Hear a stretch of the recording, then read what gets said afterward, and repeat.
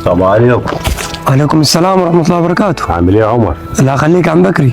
اسمع يا عمر، دقيقتين وراهم 1000 بلقة هينفعوكم في المشكلة دي، ولو عوزت حاجة تاني رقبتي سداد.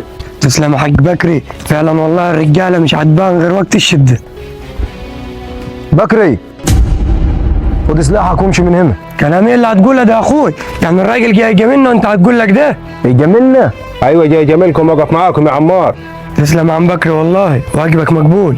عمر، والاخر مرة بقولها لك يا بكري، خد سلاحك وامشي من هنا دلوك. عاوز تجامل جامل، بس بالاصول. تجاملني في فرح، تجاملني في عزاء، انما تجيب لي سلاح وقت مشكلة ده انت عايزها تولع نار وتخرب يا بكري. واه انا برضو بتاع خراب يا عمار.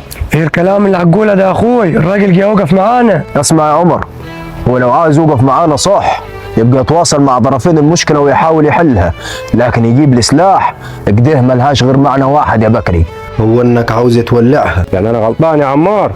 انا اخذ البنادق واتوكل على الله وحطكم علي. استنى يا عم بكري. عمر، وقف مكانك وما تتكلمش تاني، واصل. محدش هيخرب الدنيا غير الاشكال اللي زي بكري دول. جايب لك سلاح وعايز يحسبها عليك جميله، ده جاي يولعها. مش للدرجة دي يا اخوي، الراجل برضه ما غلطش. لا غلط. بقول لك على حاجه، يوم ما هتوقع انت اللي زي بكري ده هيهرب ويقول انا مالي. اسمع الكلمتين دول يا ولد ابوي، عشان انت لسه صغير وما تعرفش حاجه. اللي هيشيل قربه مخرومه هتخر على راسه. والله عندك حق يا اخوي، الراجل ده اصلا بتاع فتن.